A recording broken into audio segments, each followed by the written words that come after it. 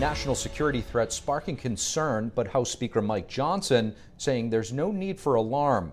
This after the House Intel Committee chairman urged President Biden to declassify information about that very threat. As of now, details are vague. NTD's Melina Wisecup reports. House Intel Committee Chairman Mike Turner is warning of a serious national security threat. He wants his colleagues in Congress to review the information in a secured facility in Congress, but he also wants the White House to declassify information about it so that, in his words, Congress, the administration, and our allies can openly discuss the actions necessary to respond to this threat. While details about this are vague, there are reports indicating that it could be linked to a foreign military capability, perhaps involving Russia. House Speaker Mike Johnson today attempted to calm concern, saying, "Steady hands are at the wheel, we're working on it, and there's no need for alarm." And when asked about it at the White House, the National Security Advisor had this to say. I am a bit surprised that Congressman Turner came out publicly today in advance of a meeting on the books for me to go sit with him alongside our intelligence and defense professionals tomorrow. The White House will meet with Intelligence Committee lawmakers tomorrow. Meanwhile, the House has just pulled from the floor a vote on the reauthorization of FISA. That is the Foreign Intelligence Surveillance Act. It allows for the collection of foreign intelligence on U.S. soil. The House has been grappling for months with how to reform this authorization. Some Republicans have raised concerns that it's been abused to spy on Americans.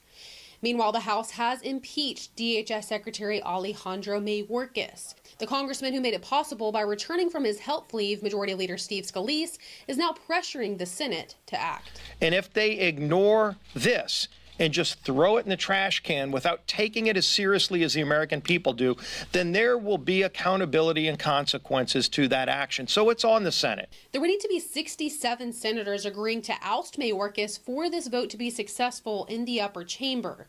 Considering there's unified Democrat opposition, that's highly unlikely, but there are some senators worth keeping an eye on, such as Kyrsten Sinema of Arizona or John Fetterman of Pennsylvania, who has recently been more outspoken about the issue at our southwest border. The Senate will take up Mayorkas' impeachment trial when they return from the recess later this month. Reporting from Washington, D.C., Melina Wisecup, NTD News. House Republicans' razor-thin majority in the House has just gotten slimmer. Democrat Tom Suozzi is returning to the House of Representatives, flipping a seat left open by expelled Congressman George Santos.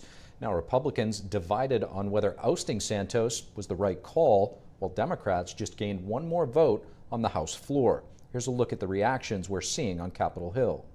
One less vote for MAGA extreme Republicans to advance their abortion bans, one less vote for their desire to slash Social Security and Medicare. We made a tactical error on George Santos. You know, the Democrats are playing chess and we're playing checkers. About last night was really about, the stupidity of expelling George Santos. So I don't regret voting to expel George Santos. He was unfit to serve. Perhaps George Santos, being honest, would have kept one more seat here in Congress. Their candidate ran like a Republican. He sounded like a Republican talking about the border and immigration, because everybody knows that's the top issue. Newly elected Tom Suozzi ran a campaign focusing on the message of border security, as we heard the House Speaker say just there, and a pathway to citizenship for immigrants. Touching both sides of the issue, it's a strategy that other Democrats are expected to use this election season, including President Biden. Suozzi is not new to Congress. He served 3 terms in the House. He'll be sworn in later this month, shrinking Republicans' majority 219 to 213. This means Republicans can only afford to lose 2 votes on any bill moving forward. It's the ideology that's led to the most unnatural loss of life in human history. The bipartisan victim of communism, Caucus, invited witnesses to reflect on their firsthand experiences under communist rule. NTD was there to speak with those lawmakers. There's really an evil chain of communist nations that includes China, certainly, but that goes across the globe. What this caucus was there, but it was never really active. Then we are finally acting out there, that we want really people to hear that what's going on. We really have to let the whole world knows that, what these communism are doing. The Victims of Communism Caucus is spearheaded by California Congresswoman Michelle Steele, along with Florida Representative Debbie Wasserman Schultz. Besides reflecting on the communist legacy and former captive nations, the caucus will also zoom in on the current situation of existing communist regimes such as China and North Korea. Congresswoman Steele said both her parents had fled from North Korea and added that, quote, "Those who forget history are doomed to repeat it." House Republicans again highlighting their focus on securing the southern border. This comes as the Senate passed a $95 billion security package that doesn't address the record influx of illegal immigration. Our Washington correspondent has more details on the current legislative impasse in Congress. It is February the 14th, Valentine's Day, a day to celebrate love. But according to Speaker of the House Mike Johnson, Americans are not feeling loved by their president. House Republican leadership emphasized that they won't be forced to act on the foreign aid bill the Senate passed Tuesday until Americans' concern over the border crisis are addressed. Senator McConnell and I have spoken about this in frank sessions, and let me be clear here again this morning. The Republican-led House will not be jammed or forced into passing a foreign aid bill that was opposed by most Republican senators and does nothing to secure our own border. During back-to-back press conferences, Congressman Pete Aguilar, chair of the House Democratic Caucus, urged Johnson to bring the Senate's $95 foreign aid package to a vote on the House floor. Aguilar says Ukraine and other U.S. allies are in urgent need of assistance.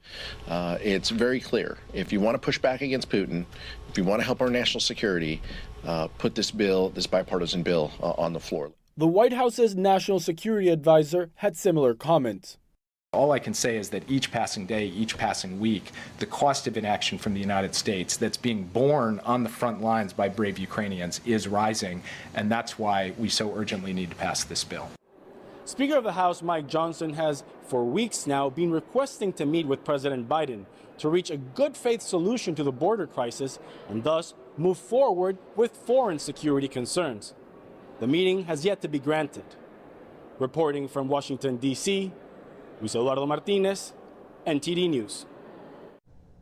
Texas is preparing for a legal battle with the Biden administration over immigration law. Over 40 lawmakers are now backing the Lone Star State. This as a suspect in the Times Square attack on NYPD officers has been arrested again. NTD's Ariane Pazdar has an immigration update. 45 U.S. lawmakers signed this amicus brief this week, supporting Texas in a legal case against the Justice Department. The Biden administration is suing Texas over a new law known as Senate Bill 4. Governor Greg Abbott signed it into law in December. Now, Senate Bill 4 gives Texas police the authority to arrest illegal immigrants for trespassing once they enter the Lone Star State. Now, the Justice Department argues that Texas can't do that because arresting immigrants falls under federal authority. But Representative Jody Arrington, who leads the 45 lawmakers, disagrees. Watch. Not only is this president and secretary failing to provide for a common defense and willfully disregarding the laws of the land, they are obstructing our state's effort to protect our citizens and defend our border. Meanwhile, new numbers show that the month of January saw over 176,000 immigrant encounters at the southern border. That's more than any January ever before, breaking the previous record set in 2023 with nearly 160,000 encounters.